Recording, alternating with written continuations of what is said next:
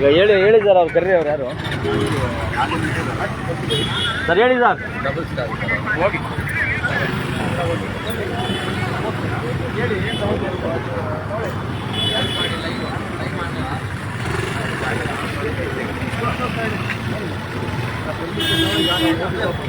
ಆಮೇಲೆ ಪರ್ಮಿಷನ್ ತೊಗೊಳೋದಕ್ಕೆ ನಾವು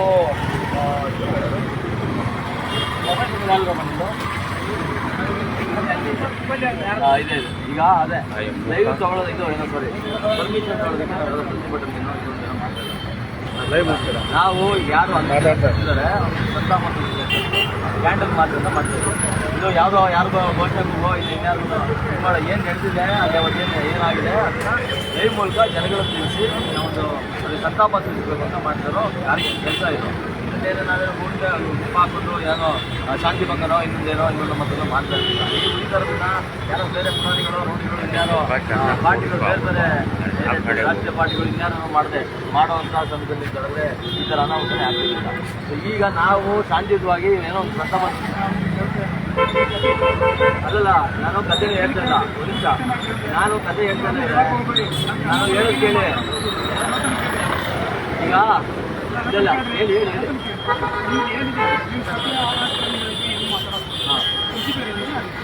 ಸರ್ ಅದನ್ನೇ ನಾವು ನೋಡಿ ಸರ್ ನಾವೀಗ ನಿಮಗೆ ಮತ್ತು ಇವ್ರಿಗೆ ಮೌಖಿಕವಾಗಿ ನಾವು ಯಾಕೆಂದರೆ ಪಬ್ಲಿಕಲ್ಲಿ ಮಾಡೋದ್ರಿಂದ ನಾವು ಜನ ಸೇರಿ ಮೌಖಿಕವಾಗಿ ನಿಮ್ಮ ಹತ್ರ ಹೇಳಿದ್ದೀನಿ ಯಾರು ಹೇಳಿದಾರಂತೆ ನನಗೆ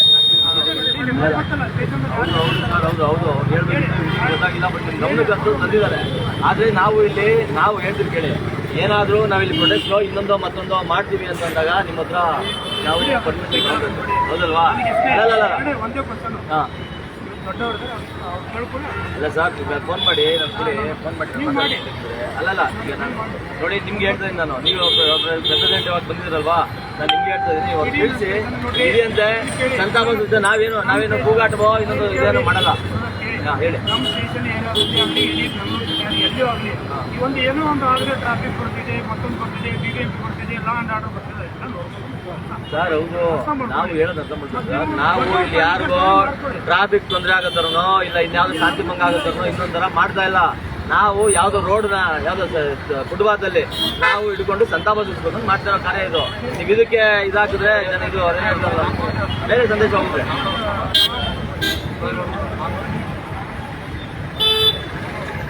ಇವತ್ತು ಪೊಲೀಸರು ಜನಸೇನೆ ಇಟ್ಕೊಂಡ್ಬಿಟ್ಟು ನಾವೇನು ಮಾಡಬಾರ್ದು ಮಾಡ್ತಾರೆ. ನೀವು ಇನ್ನೊಂದು KRS ಪಕ್ಷ ಮಾಡುವಾಗಲೇ ನೀವು ಬಂದ್ಬಿಟ್ಟು KRS ಪಕ್ಷ ಮಾಡೋದೆಲ್ಲ ನಿಮಗೆ ಕಣ್ಣು ಕಾಣುತ್ತೆ, ಬೇರೆ ಪಕ್ಷ ಕಾಣಲ್ವಲ್ಲ ಅಂತ ನನ್ನ ಪ್ರಶ್ನೆ ಕೇಳ್ತಾ ಇರೋದು.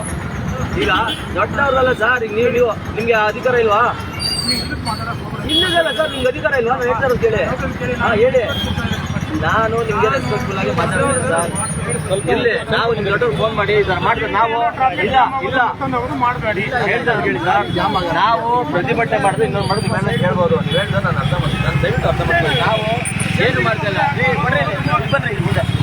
ಮುಂದೆ ಬನ್ನಿ. ಈಗ ನೋಡಿದ ನಾವು ತುಂಬ ನಮ್ದೇನು ಇಲ್ಲ, ನಾವು ಕೂಗಾಟವೂ ಇಲ್ಲ, ಕಿಚ್ಚಾಟವೂ ಇಲ್ಲ, ಘೋಷಣೆಗಳು ಇಲ್ಲ. ನಮ್ದೇನಪ್ಪ ಅಂದ್ರೆ ನೋಡಿ ಇಲ್ಲಿ ಕ್ಯಾಂಡ್ಲು ಯಾರೋ ಒಂದು ಹಾಕಿ ನಮ್ಮವ್ರು ಜನರು ಸತ್ತೋಗಿದ್ದಾರೆ. ನಾವು ನೋಡಿ ನಿಮಗೆ ತಿಳಿಸಿದ್ದಾರೆ, ಒಂದು ನಿಮ್ಮ ನಿಶ್ಚೇತನಿಗೆ ತಿಳಿಸಿದ್ದಾರೆ.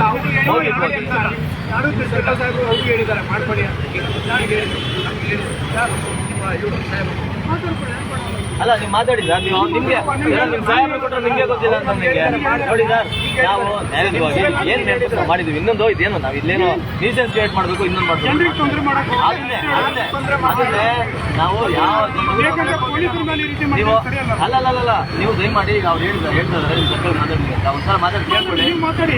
ಅಲ್ಲ ಮಾತಾಡಿದ್ದಾರೆ ಈಗ ಒಂದು ನಿಮಿಷ ಕೊಡಪ್ಪ ಅದನ್ನು ಕೊಡಿ ಸರ್ ನಂಬರ್ ಕೊಡಿ. ನಾವು ಏನು ಒಂಥರ ಹೆಂಗೆ ಅಂದರೆ ಏನೋ ಮಾಡಬಾರ್ದು ಮಾತಾಡಿ ಸಂದರ್ಭದಲ್ಲಿ ನೀವು ಇದನ್ನ ಪೋಟ್ರೆ ಮಾಡೋಕ್ಕೋ ಇಲ್ಲ ಇದು ಮಾಡೋದಕ್ಕೋ ಹೋಗ್ತಾ ಇಲ್ಲ. ಏನು ಆಗ್ತಿಲ್ಲ. ಹಲೋ ಸರ್ ನಮಸ್ಕಾರ, ನಾನು ರಘುನಂದನ್ ಅಂತ KRS ಪಕ್ಷದ ಸಂಘಟನಾ. ಅದೇ ಈಗ ಇಲ್ಲಿ ನಾವು ಇವತ್ತು ಒಂದು ಏನು RCB ಇದರಲ್ಲಿ ಇವೆಂಟಲ್ಲಿ ಕಾಲು ತುಳಿದಿದ್ದಕ್ಕೆ ಯಾರು 11 ಜನ ಕೊಟ್ಟಿದ್ದಾರೆ ಅವ್ರನ್ನ ಕುರಿತು ಒಂದು ಸಂತಾಪ ಸೂಚಿಸಿದಾಗ ಒಂದು ಅಭಿಯಾನವನ್ನು ಕ್ಯಾಂಡಲ್ ಮಾರ್ಚ್ ಮಾಡಿ ಇಲ್ಲ ಇಲ್ಲ ಮಾಡಿಲ್ಲ, ಈಗ ಮಾಡ್ತಾ ಇದೀವಿ. ಅದೇ ಇಲ್ಲಿ ನಿಮ್ಮ ಪಿ ಎಚ್ ಅವರು ಬಸವರಾಜ್ ಮುಂದೆ ತಡೀತಾ ಇದ್ದಾರೆ. ನಾವಿದ್ದೇನು ಅಂದರೆ ಘೋಷಣೆ ಕೂಗೋದು ಇನ್ನೊಂದು ಏನೂ ಅಲ್ಲ. ಇದು ಒಂದು ಸಂತ ಬಂದ್ರಿಂದ ಇದು ಅಷ್ಟೇ, ಒಂದು 300 ಮೀಟ್ರ್ ನಾವು ಬಸವರಾಜ್ ಅಂತ ಇದ್ದಾರೆ.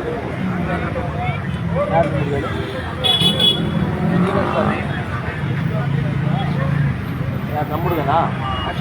ಆಚಮ್ಮ ಓಕೆ ಅಲ್ಲ ಏನು ಹೇಳಿ.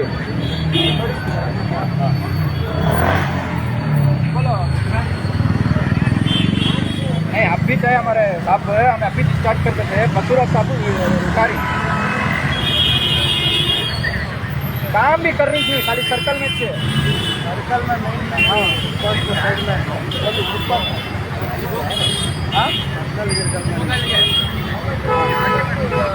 क्या भी कर रही नहीं, खाली कैंडल सीधा को बोट पकड़े खड़ रही सो जर्रा चलने गति सामने होता।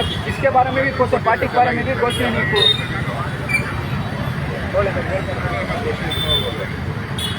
ಗೊತ್ತಿಲ್ವಲ್ಲ ನೀವು?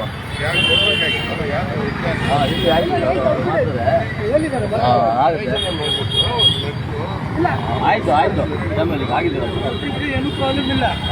ಇದೇ ವಿಷಯ ನೋಡಿ ಸರ್ ಮಾತಾಡಿ. ಏನು ನಾವೇನು ಮಾಡ್ಬಾರ್ದು ಮಾಡ್ತಲ್ಲ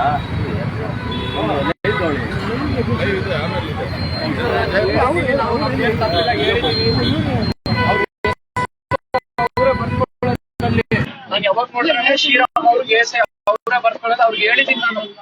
ಆಯ್ತಪ್ಪ ಆಯ್ತಿರ ಮಾತಾಡಿ. ಈಗ ಹಚ್ಕೊಂಡ್ರೆ ಪಿಕ್ ಮಾಡ್ಬೇಡಿ. ಹಾಂ ಹಾಂ ಬನ್ನಿ ಬನ್ನಿ ಹಚ್ಕೊಳ್ಳಿ ಹಚ್ಕೊಳ್ಳಿ. ಎಲ್ಲಿ ಮ್ಯಾಚ್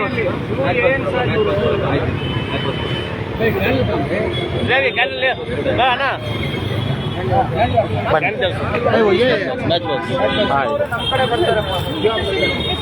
ಬನ್ನಿ ಬನ್ನಿ. ಹಾಂ ಸೆಂಬಲ್ ಬನ್ನಿ.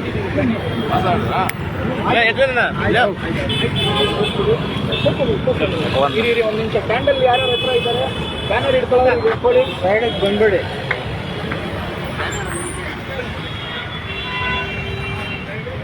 ನೋಡ್ರಿ ಹಾ ಜಾತಾ ಹೋಗ್ತೀವಿ.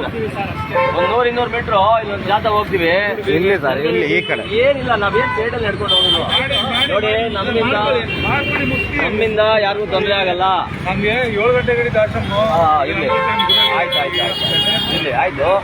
ಸೈಡ್ ಪಟ್ಬಿಡಿ ತಡವಾಗಿದೆ. ನೋಡಿ ಜಾಸ್ತಿ ನೋಡಿ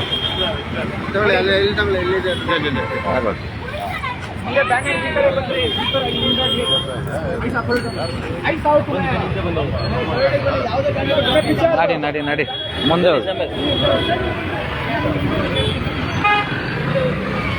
ಬನ್ನಿ. ಈಗ ಮುಂದೆ ಬ್ಯಾನರ್ ಐಸಾ ಕರೋ ಭಯ. ಹಾಂ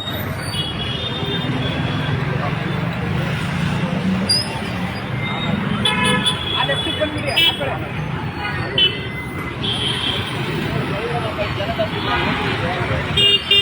ಇನ್ನೂರು ಲೈವ್ ಎಲ್ಲಿದಪ್ಪ? ಲೈವ್ ಕೊಡಪ್ಪ. ಹಂಗ್ ಬೇಡ, ಅಲ್ಲಿ ಟ್ರಾಫಿಕ್ ಆಗುತ್ತಪ್ಪ ಸರ್. ಆ ಕಡೆ ಟ್ರಾಫಿಕ್ ಆಗುತ್ತೆ ಫುಲ್ ಆಗುತ್ತೆ. ಅಲ್ಲಿ ಕಾವ ಇದೆ, ಅಲ್ಲಿ ಕಾವ ಮುಂದೆ ಏನಿಲ್ಲ. ಮೋರಿ ಮೋರಿ ಅದಿರ್ಲಿ. ಅಲ್ಲಿ ಹೋಟೆಲ್ಗಳು ಆ ಕಡೆ ಕಡೆ ಹೋಟೆಲ್ ಜನ ಇದಾರೆ. ಅಲ್ಲಿ ಬನ್ನಿ ನೀವು. ಇಲ್ಲೋ ಇಲ್ಲಿ ಯಾರು ಇಲ್ವಲ್ಲ. ಸರಿ ಸರಿ ಓಕೆ ಬನ್ನಿ ಬನ್ನಿ. ವಾ ಸರ್ ಬನ್ನಿ ಬನ್ನಿ ಬನ್ನಿ. ನೀವು ಬರ್ತಾ ಇರಿ ಇರಿ ಇರಿ ಇರಿ.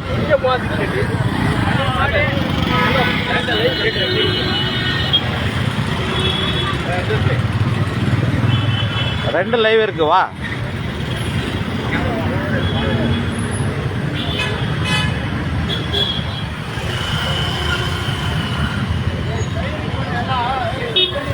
ಸೈಡ್ಗೆ ಬನ್ನಿ ಸೈಡ್ಗೆ ಬನ್ನಿ ಸರ್. ಪಿನಾಲಪ್ಪೋ ಅಪದ ತೆರಿವೆ ಪಿನಾಲಪ್ಪೋ. ವಾ ವಾ ವಾ. ಒಳಗಡೆ ಬರೋಣ.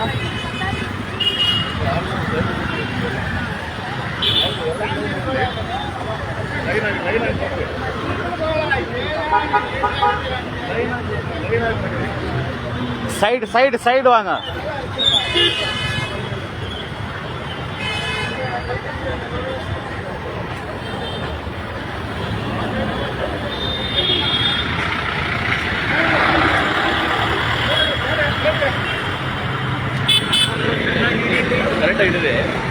ಇದು ಎರಡು ಫೋನ್ ಇದೆ. ಬನ್ನಿ ಆನಂದ್ ಸರ್, ಬನ್ನಿ. ಈ ಒಂದು ಯಾರ್ಯಾರ ಅವ್ರು ಹೋಗ್ತಾರೆ ಬಿಡಿ. ನಿಧಾನವಾಗಿ ಬನ್ನಿ, ನಿಧಾನವಾಗಿ ಬನ್ನಿ.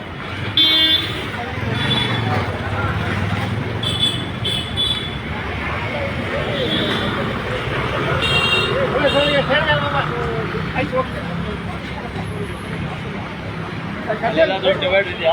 ಹಾಂ ಇದೆಯಾ, ನೋಡ್ಬಿಟ್ಟು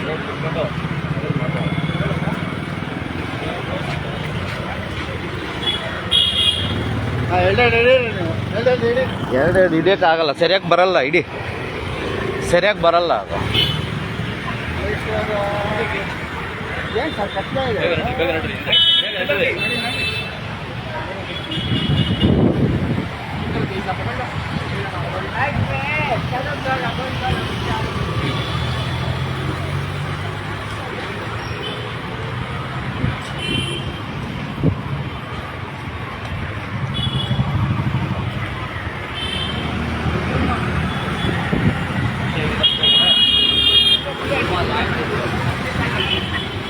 ಸರ್ ಹಿಂಗೆ ಜಂಪ್ ಮಾಡಿಬಿಟ್ರೆ ಒಳ್ಳೆಯದು.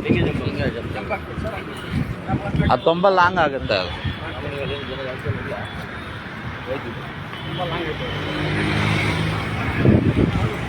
ಬನ್ನಿ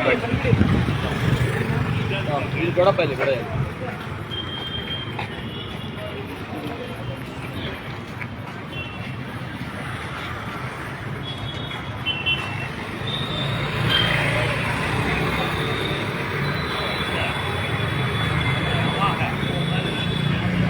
ಬನ್ನಿ.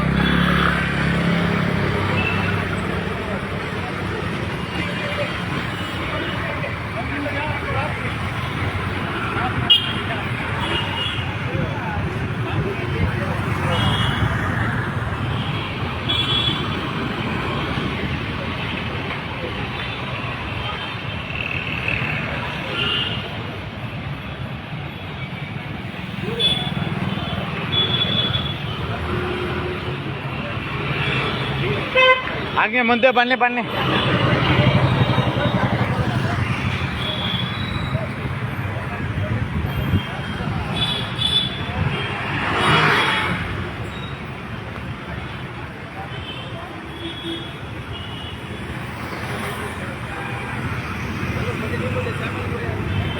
ಇಲ್ಲ ಮುಂದೆ ಇದೆ ಸರ್, ಬನ್ನಿ ಬನ್ನಿ, ಪರವಾಗಿಲ್ಲ. ಕ್ಯಾಂಡ್ಲೇ ಕಾಣಿಸಲ್ಲ, ಕ್ಯಾಂಡ್ಲು.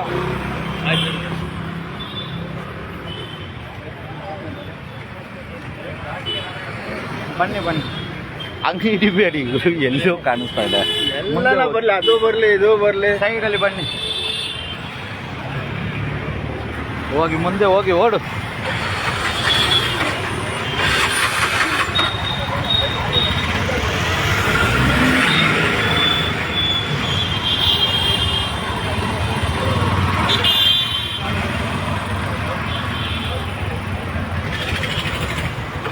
ಬನ್ನಿ.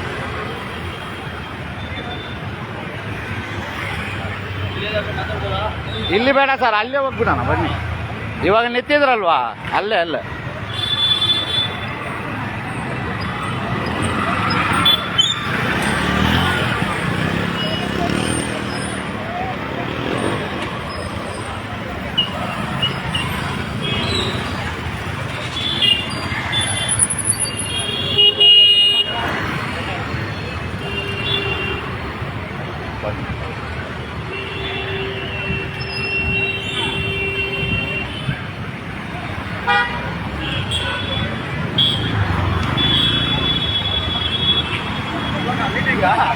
ಹಾ ಇಲ್ಲ ಇಲ್ಲ, ಅದು ಕೊಲ್ನಿಗೆ ಸತ್ತಿಲ್ಲ, ಕೊಲ್ನಿಗಿಲ್ಲ, ಅದನ್ನೆಲ್ಲ ಎರ್ಮಿಂಗ್ ಲೈವ್.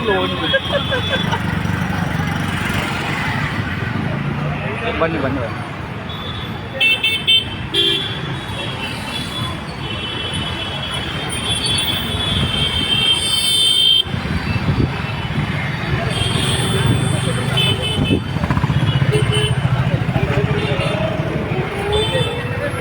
ಬನ್ನಿ ಬನ್ನಿ ಬನ್ನಿ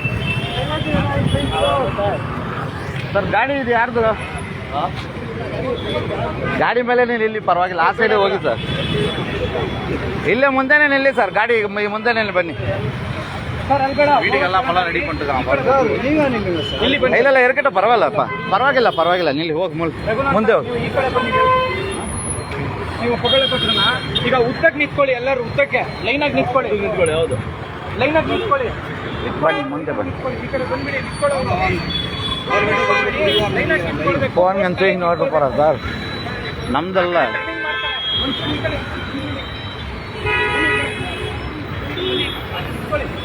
ಅಲ್ಲಿ ಟರ್ನಿಂಗ್ ಮಾಡ್ತಾರೆ ಗಾಡಿಗಳು ಈ ಕಡೆ ಬಂದ್ಬಿಡಿ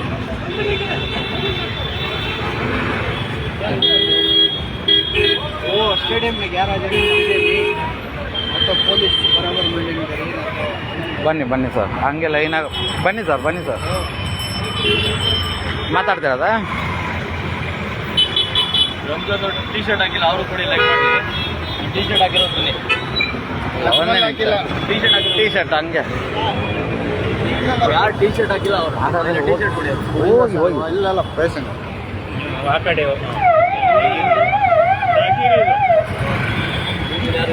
ಬನ್ನಿ ಈ ಕಡೆ ಬರ್ತೀವಿ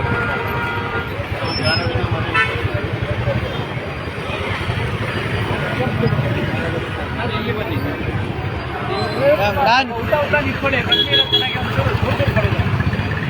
ಚೆನ್ನಾಗಿ ಹೇಳ್ಕೊಡ್ಬೇಕು ದೂರ ನಿಂತ್ಕೊಳ್ಳಿ ಈಗ ಸ್ನೇಹಿತರೆ ನಮಸ್ಕಾರ.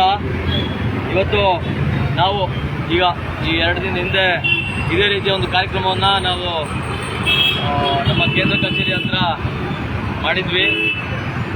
ಈಗಾಗಲೇ ನಿಮ್ಗೆ ಗೊತ್ತಾಗಿರೋ ಥರ ಇದೇನಿದು 11 ಜನ ಈ ಸರ್ಕಾರದ ಬೇಜವಾಬ್ದಾರಿತನಕ್ಕೆ ಅಥವಾ ಈ ಸರ್ಕಾರದ ಜನಪ್ರತಿನಿಧಿಗಳ ಕುಟುಂಬದ ಅಥವಾ ಅವರ ತೆವಲಿಗೆ ಸತತ 11 ಜನರ ಒಂದು ಏನು ಸಂತಾಪ ಸೂಚಿಸಬೇಕು ಅಂತ ಅಂದ್ಬಿಟ್ಟು ನಮ್ಮ ಪಕ್ಷ ಒಂದು ಕಾರ್ಯಕ್ರಮ ಹಮ್ಮಿಕೊಂಡಿದ್ದು. ಅದರ ಭಾಗವಾಗಿ ಇವತ್ತು ಬೆಂಗಳೂರು ಪೂರ್ವದಲ್ಲಿ ನಾವು ಈ ಕಾರ್ಯಕ್ರಮವನ್ನು ಹಮ್ಮಿಕೊಂಡಿದ್ದೀವಿ. ಮುಖ್ಯವಾಗಿ ನಿಮಗೀಗಾಗಲೇ ಎಲ್ಲರೂ ಗೊತ್ತಿರೋ ಹಾಗೆ 11 ಜನ ಅಮಾಯಕರು ಯುವಕರು ಈ ದೇಶದ ಮುಂದಿನ ಅಸೆಟ್ಸ್ ಅಂತ ಹೇಳ್ಬೋದು. ಈ ದೇಶದ ಮುಂದಿನ ಪ್ರಜೆಗಳು ಮತ್ತು ಈ ದೇಶವನ್ನು ಮುಂದೆ ಈ ದೇಶಕ್ಕೆ ಒಂದು ರೀತಿಯ ಅಸೆಟ್ ಹಾಕ್ಬೋದಾ ಅಂತ ಸುಮಾರು 11 ಜನ ಯುವಕರು, ಅದರಲ್ಲೂ ಯುವಕರು ಪ್ರಾಣ ತೆತ್ತಿದ್ದಾರೆ. ಇದಕ್ಕೆ ಯಾರು ಕಾರಣ ಅಂತ ಹೋದ್ರೆ ಇದಿರ್ಬೋದು, ಇದು ಅವರ ಸ್ವಯಂಕೃತ ಅಪರಾಧ ಅಂತ ಜಾಗಕ್ಕೆ ಹೋಗದೇ ಇದ್ದು ಅದು ಸಪ್ರೇಟು.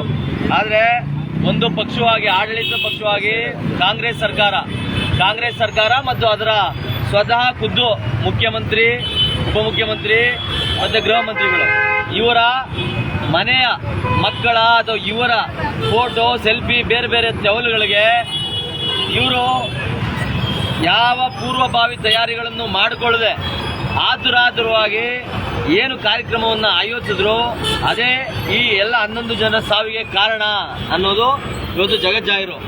ಆದರೆ ಇದರಲ್ಲಿ ಈ ಸರ್ಕಾರಗಳು ಹೊಣೆಗೇಡಿಯನ್ನಾಗಿ ಮಾಡಿರೋದು ಯಾರನ್ನ, ಮತ್ತೆ ನಿಜವಾದ ಹೊಣೆಗಾರಿಕೆ ಯಾರು ಹೊರಬೇಕು, ಮತ್ತೆ ಬಲಿಪಶುಗಳು ಯಾರು? ನಿಜವಾದ ಹೊಣೆಗಾರಿಕೆ ಯಾರು ಹೊರಬೇಕಾಗಿತ್ತು? ಇವತ್ತು ನಿಜವಾದ ಹೊಣೆಗಾರಿಕೆಯನ್ನ ಸ್ವತಃ ಈ ರಾಜ್ಯದ ಮುಖ್ಯಮಂತ್ರಿ, ಉಪಮುಖ್ಯಮಂತ್ರಿ, ಗೃಹ ಮಂತ್ರಿಗಳು ಸ್ವತಃ ತಾವು ಪೋಸ್ಟ್ ಹಾಕೊಂಡು ಮತ್ತೆ ವಿಡಿಯೋದಲ್ಲಿ ಮೀಡಿಯಾ ಮೂಲಕ ಇದ್ರಪ್ಪ ಬನ್ನಿ ನಾವು ನಾಳೆ ಈ ಥರದೊಂದು ಒಳ್ಳೆ ಕಾರ್ಯಕ್ರಮ ಮಾಡ್ತಾ ಇದೀವಿ. ಆರ್ ಸಿ ಬಿ ಯಾರು ಆರ್ ಸಿ ಬಿ ಅನ್ನೋದು ಹಣಕ್ಕೋಸ್ಕರ ಒಂದು ಕ್ಲಬ್ ಆಯೋಜಿಸಿರೋ ಒಂದು ದುಡ್ಡುಗೋಸ್ಕರ ಆರ್ ಸಿ ಅಂದ್ರೆ ರಾಯಲ್ ಚಾಲೆಂಜರ್ಸ್ ಅನ್ನೋ ಒಬ್ಬ ಬ್ರ್ಯಾಂಡ್, ಅಂದ್ರೆ ಮದ್ಯ ಮಾರಾಟಗಾರರ ಬ್ರ್ಯಾಂಡ್ ಅನ್ನ ಪ್ರತಿನಿಧಿಸುವಂತ ಒಂದು ಕ್ಲಬ್ನ ಇದೇನೋ ಕ್ರಿಕೆಟ್ ಟೀಮ್ ಇದು ಆರ್ ಸಿ ಬ್ಯಾಂಗ್ಳೂರ್ ಅಂತ. ಸೊ ಈ ಆರ್ ಸಿ ಬಿಯನ್ನ ಇವರು ಅಂದ್ರೆ ಈ ತರದನ್ನ ಪ್ರಮೋಟ್ ಮಾಡ್ಲಿಕ್ಕೆ ಅಥವಾ ಇದು ಯಾಕೆ ಬೇಕಾಗಿತ್ತು ಅಂತದ್ರಲ್ಲಿ ಇವರು ಏನೋ ಕೊಹ್ಲಿಯೋ ಇನ್ಯಾರೋ ಬರ್ತಾರೆ, ಅದ್ರ ಇವ್ರ ಮನೆ ಮಕ್ಕಳು ಸೆಲ್ಫಿ ತಗೊಬೇಕು, ಇನ್ಯಾವುದಕ್ಕೋ ಇದಾಗಬೇಕು ಅನ್ನೋ ಕಾರಣಕ್ಕೆ ಯಾವುದೇ ಪೂರ್ವಭಾವಿ ತಯಾರಿ ಇಲ್ಲದೆ ಇವರು ಎಲ್ಲ ಜನಗಳಿಗೆ ಹೇಳಿ ಬನ್ನಿ ಅಂತ ಪ್ರೇರೇಪಿಸಿ ಅಲ್ಲಿ ಲಕ್ಷಾಂತರ ಜನ ಸೇರೋ ತರ ಮಾಡ್ತಾರೆ. ಈಗ ಇಲ್ಲೇ ನಾವು ಈ ಕಾರ್ಯಕ್ರಮನ ಸ್ಟಾರ್ಟ್ ಮಾಡೋದಕ್ಕಿಂತ ಮುಂಚೆ ಇಲ್ಲಿ ಯಾರೋ PSI ಬಸವರಾಜ್ ಅನ್ನೋರು ಬಂದ್ಬಿಟ್ಟು ಕರೀತಾ ಇದ್ರು. ಆದ್ರೆ ನಾನು ಹೇಳೋದು ಈ ಕೆಲಸವನ್ನು ಅಲ್ಲೇ, ಯಾಕೆಂದ್ರೆ ಅಲ್ಲಿ ಏನು ವಿಧಾನಸೌಧ ಸುತ್ತಮುತ್ತ ಯಾವಾಗ್ಲೂ 144 ಅಥವಾ ಅದು ಸೂಕ್ಷ್ಮ ಪ್ರದೇಶ, ಅಲ್ಲಿ ಈ ತರ ಜನಗಳು ಗುಂಪೇ ಸೇರೋ ಆಗಿಲ್ಲ. ಈ ತರದ ಬೇರೆ ಬೇರೆ ಕೋರ್ಟ್ನ ಆದೇಶಗಳಿರುವಾಗ್ಲೂ ಈಗ ನೋಡಿ ಇವ್ರಿಗೆ, ಈ ಪೊಲೀಸರಿಗೆ ನಾವು ಈ ತರದ್ದೇನೋ ಒಂದು 5-10 ಜನ ಸೇರ್ಕೊಂಡು ಯಾವ್ದು ಈ ತರ ಸರ್ಕಾರದ ವೈಫಲ್ಯಗಳನ್ನ ಜನರಿಗೆ ಎತ್ತಿ ತೋರಿಸೋದೇ ಇದು ಅವ್ರಿಗೆ ಒಂದು ದೊಡ್ಡ ಅಪರಾಧ. ಆದ್ರೆ ಇವರು ಲಕ್ಷಾಂತರ ಜನರನ್ನ ಸೂಕ್ಷ್ಮ ಸ್ಥಳಗಳಲ್ಲಿ ಸೇರಿಸಿ 11 ಜನರ ಕಗ್ಗೊಲೆ ಮಾಡಿದಾರಲ್ವಾ. ಇದು ಬರೀ ಅನಾಹುತ ಅಲ್ಲ, ಇದು ಕಗ್ಗೊಲೆ, ಸರ್ಕಾರವೇ ಮಾಡಿರೋ ಕಗ್ಗೊಲೆ ಇದು. ಇದನ್ನ ಇವರು ಸಮರ್ಥಿಸ್ಕೊಳ್ಳೋದಕ್ಕೆ ಸಮರ್ಥನೆ ಮಾಡಿಕೊಂಡು ಇವರು ಬಲಿಪಶು ಮಾಡೋದು ಯಾರನ್ನ? ಈ ಕಮಿಷನರು, ಅವರು ಯಾರೋ ಕ್ರಿಕೆಟ್ ಅಕಾಡೆಮಿ ಅವರು, RCB ಇದ್ರವ್ರು ಅವ್ರು ಮಾಡಲಿ, ಪರವಾಗಿಲ್ಲ ನಮಗೆ. RCB ಕ್ಲಬ್ ಅವ್ರನ್ನ, RCB ಇದ್ರವ್ರನ್ನ ಮಾಡಲಿ, ಫ್ರಾಂಚೈಸಿ ಅವ್ರನ್ನ, ಅದು ಸಂಬಂಧಪಟ್ಟವ್ರನ್ನ. ಆದರೆ ಕ್ರಿಕೆಟ್ ಅಕಾಡೆಮಿ, ಪೊಲೀಸ್ನವರು, ದಯಾನಂದ್ ಏನು ಮಾಡಿದ್ರು ಕಮಿಷನರು? ಇದನ್ನ ನೀವು, ನಾನು ಹೇಳೋದು, ಒಬ್ಬ ನೈತಿಕ, ಒಬ್ಬ ಸಮಾಜವಾದಿ ರಾಜಕಾರಣಿ ಅಂತ ಹೇಳ್ಕೊಳ್ಳೋ ಒಂದು ನೈತಿಕ ಇದಿರ್ಬೇಕಾದಂತ ನೀವು ಒಬ್ಬ ರಾಜ್ಯದ ಮುಖ್ಯಮಂತ್ರಿ ಆಗಿ ನೈತಿಕತೆಯನ್ನು ಹೊತ್ತಿ, ಆ ಜವಾಬ್ದಾರಿಯನ್ನು ಹೊತ್ತು ಅಟ್ಲೀಸ್ಟ್ ಒಂದು ಕ್ಷಮೆ ನೀವು ಕೇಳಿದ್ರೆ ಇವತ್ತು ರಾಜ್ಯದ ಅಂತ ನಿಮ್ಗೆ ಬಿಡಪ್ಪ, ಇನ್ನು ರಾಜಕೀಯ ಈ ಮನುಷ್ಯನಿಗೆ ಏನೋ ಒಂದು ಗೌರವ, ಇನ್ನೊಂದು ಮತ್ತೊಂದು ಕೊಡಬೇಕು ಅಂತ ಅನ್ಸೋದೇನೋ. ಆದ್ರೆ ನೀವು ಮಾಡಿರೋ ಇದು ಒಂದು ಏನು ನಾಟಕ, ನಿಮ್ಮ ತುಚ್ಛ ಚವಲಿಗೆ ನೀವು ಮಾಡಿ ಎಲ್ಲ ತಪ್ಪುಗಳನ್ನ ಬೇರೆಯವ್ರನ್ನ ಬಲಿಪಶು ಮಾಡ್ತಾ ಇದ್ದೀರಲ್ಲ. ಒಂದು ಕ್ಷಮೆಯನ್ನು ಕೇಳಿದೆ, ಒಂದು ಇಲ್ಲ ನನ್ನ ತಪ್ಪಾಯ್ತಪ್ಪ, ನಾವೇನೋ ಒಂದು ಆತುರವಾಗಿ ಮಾಡ್ಬಿಟ್ಟು, ಅದೇ ಹೇಳ್ತಲ್ವಾ ನಿಮ್ಗೆ. ಅದು ಸ್ವತಃ ಕಾರ್ಯದರ್ಶಿಯನ್ನ ಸಸ್ಪೆಂಡ್ ಮಾಡಿದ್ದಾರೆ ಯಜಮಾನರು. ಅಂದ್ರೆ ಇವ್ರಿಗೆ ಸ್ವಂತ ಬುದ್ಧಿ ಇಲ್ವಾ? ಕಾರ್ಯದರ್ಶಿ ಹೇಳ್ದ ಮಾಡ್ಬಿಟ್ರಾ? ಇದನ್ನು ಮತ್ತೆ ನಿಮ್ಮ ವೈಫಲ್ಯವನ್ನ, ನಿಮ್ಮ ದುರಾಡಳಿತವನ್ನ, ನಿಮ್ಮ ಬೇಜವಾಬ್ದಾರಿಯನ್ನು ತೋರಿಸುತ್ತೆ. ಇನ್ನು ಬಿಟ್ರೆ ಅದ್ರ ಆಚೆಗೆ ಯಾರು ಇದಕ್ಕೆ ಯಾರಿಗೆ ಪರಿಹಾರ ಏನು ಕೊಡ್ತಾ ಇದ್ದೀರಾ? ಮತ್ತೆ ಇದಕ್ಕೆ 15 ಕೋಟಿ ಏನು ಖರ್ಚು ಮಾಡಿದ್ದೀರಾ ಕಾರ್ಯಕ್ರಮಕ್ಕೆ? ಮತ್ತೆ ಅದ್ರ ಮೇಲೆ ಈಗ ಸತ್ತವರಿಗೆ ಪರಿಹಾರ ಹಣ ಏನು ಕೊಡ್ಲಿ? 1 ಕೋಟಿ ಕೊಡಬೇಕು, 25 ಲಕ್ಷ 10 ಲಕ್ಷ ಅಲ್ಲ, 1 ಕೋಟಿ ರೂಪಾಯಿ ಕೊಡ್ಬೇಕು ನೀವು. ಆದ್ರೆ ಎಲ್ಲಿಂದ ಕೊಡಬೇಕು? ನಿಮ್ಮ ಪಾಕೆಟ್ ಇಂದ ಕೊಡಬೇಕು. ನೀವು ಮಾಡಿರೋ ತಪ್ಪು ಇದು, ಕೊಲೆ. ನೀವು ಸ್ವತಃ ಸರ್ಕಾರ ಮಾಡಿರೋ ಕೊಲೆ ಇದು. ಸರ್ಕಾರ ಅಲ್ಲ, ಸರ್ಕಾರದ ಪ್ರತಿನಿಧಿ ಅಂದ್ರೆ ಮುಖ್ಯಮಂತ್ರಿ, ಉಪಮುಖ್ಯಮಂತ್ರಿ ಮತ್ತೆ ಗೃಹ ಮಂತ್ರಿಗಳು ಮಾಡಿರೋ ಕಗ್ಗೊಲೆ ಇದು. ನೀವು ನಿಮ್ಮ ಪಾಕೆಟ್ ಇಂದ ಕೊಡ್ಬೇಕು. 1000 ಕೋಟಿ ತಿಂದು ತೇಗ್ತಾ ಇದ್ದೀರಲ್ಲ ಜನರ ತೆರಿಗೆಯನ್ನ ಕೊಡಿ. ಆದ್ರೆ ನೀವು ಮಾಡ್ತಾ ಇರೋದೇನು? ಮತ್ತದೇ ಜನರ ತೆರಿಗೆಗೆ ಲೂಟಿ, ಮತ್ತದೇ ಜನರ ಜೋಬ್ಗೆ. ಮತ್ತೆ ಈಗ ತಪ್ಪು ಮಾಡಿರೋದು ಇವರು, ಕೊಡೋದು ಯಾರಣ್ಣ? ಮತ್ತೆ ಜನರ ತೆರಿಗೆ. ಯಾರಪ್ಪಂದು? ಯಾರ್ದೋ ದುಡ್ಡು ಎಲ್ಲ ಮುಂಚೆ ಹಾಕ್ತಾರೆ. ನಂದೇನು ಕೊಡ್ಬೇಕಾಗಿಲ್ವಲ್ಲ. ಈಗ ನೋಡಿ, ಇದು ಅಕೌಂಟಬಿಲಿಟಿನೂ ಇಲ್ಲ, ಈಗ ಹೊಣೆಗಾರಿಕೆನೂ ಇಲ್ಲ. ಅಂದ್ರೆ ನಾನು ತಪ್ಪು ಮಾಡಿದ್ದೀನಪ್ಪ, ತಪ್ಪಾಯ್ತು ಅನ್ನೋ ಮನಸ್ಸ, ಒಂದು ನೈತಿಕ ಇದು ಇಲ್ಲ, ಜವಾಬ್ದಾರಿ ಇಲ್ಲ, ಒಂದು ಮನಸ್ಸ, ಆ ಥರದ ಮನಸ್ಸಿಗತೆ ಇದೇನೇ ಇಲ್ಲ, ಏನು ಮನಸ್ಥಿತಿನೇ ಇಲ್ಲ ನಿಮಗೆ. ಅದ್ರ ಆಚೆಗೆ ಮತ್ತೆ ದುಡ್ಡು, ಹಣ ಯಾರ್ದು? ಜನಗಳದು. ಅದೇ ಜನ ಯಾರೋ ಇಲ್ಲೊಬ್ಬ ಯಾರೋ ಹೆಲ್ಮೆಟ್ ಹಾಕೊಳ್ತೀನೋ ಇನ್ನೊಂದು ಮತ್ತೊಂದು ತಪ್ಪು ಮಾಡಿದ್ರೆ ಯಾರನ್ನ ಕೇಳ್ತೀರಾ? ಅವ್ರ ಹತ್ರ ಕಿತ್ಕೋತೀರಾ? ಈ ತರ ತಪ್ಪಾದಾಗ ಯಾಕೆ ನೀವು ನಿಮ್ಮ ಪಾಕೆಟ್ ಇಂದ ಕೊಡಬಾರ್ದು ಹಣವನ್ನ?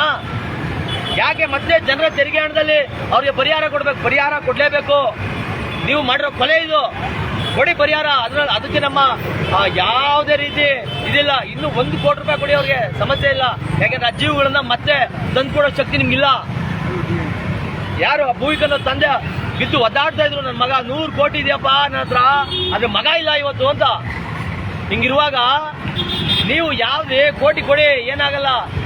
ಆದ್ರೆ ನೀವು ಮತ್ತೆ ಜನರ ತೆರಿಗೆ ಹಣವನ್ನ ಈ ತರ ದುರುಪಯೋಗ ಪಡಿಸ್ಕೊಳ್ತಾ ಇರೋದು ಒಟ್ಟಾರೆ ಕರ್ನಾಟಕ ರಾಷ್ಟ್ರ ಸಮಿತಿ ಪಕ್ಷ ವಿರೋಧಿಸುತ್ತೆ ಮತ್ತೆ ಖಂಡಿಸುತ್ತೆ ಅಂತ ಹೇಳ್ತಾ, ಇವತ್ತು ಇವರೆಲ್ರಿಗೂ ಮೊದಲಿಗೆ ಅದು ಹೇಳ್ಬೇಕಿತ್ತು, ಯಾರೆಲ್ಲ ಪಾಪ ಯಾವುದೋ ಒಂದು ಅದು ಕ್ರೇಜೋ ಹುಚ್ಚೋ ಭ್ರಮೆನೋ ಯಾವುದೋ ಒಂದು ಇದಕ್ಕೆ ಇಂಥ ಅಯೋಗ್ಯ ನಾಲಾಯಕ ರಾಜಕಾರಣಿಗಳ ಮಾತುಗಳನ್ನು ಕೇಳಿ ತಮ್ಮ ಜೀವನ್ನ ಕಳ್ಕೊಂಡ್ರು.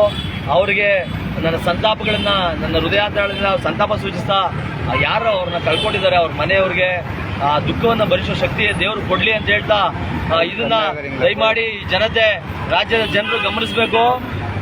ಇಲ್ಲಿ ಏನಾಗ್ತಾ ಇದೆ ನಿಜವಾಗ್ಲೂ ಸಮಾಜ ಅಂತ. ಯಾಕೆಂದ್ರೆ ಇದು ಸುಮ್ಮನೆ ಇದು ನಮ್ಗೆ ನೇರವಾಗಿ ಕಂಡಿರೋದು ಇದು ಕಗ್ಗೊಲೆ ಇದು. ಆದ್ರೆ ದಿನಂಪ್ರತಿ ಇವತ್ತು ರಾಜ್ಯಾದ್ಯಂತ ರಸ್ತೆ ಗುಂಡಿಗಳಲ್ಲಿ, ಆಸ್ಪತ್ರೆಗಳಲ್ಲಿ ಜೂಜಾಡಿ ಪ್ರತಿ ಒಂದು, ಈಗ IPL ಇಂದ ಏನು ಉಪಯೋಗ ಏನು? ಯಾರಿಗೆ? ಇದು ರಾಷ್ಟ್ರೀಯ ತಂಡವಾ ಅಥವಾ ನಮ್ಮ ದೇಶದ ತಂಡ ಆಟಗಾರರು ಆಡ್ತಾರೆ ಇಲ್ಲಿ ಪೂರ್ತಿ ಸಂಪೂರ್ಣವಾಗಿ? ಇಲ್ಲ ಅಲ್ವಾ?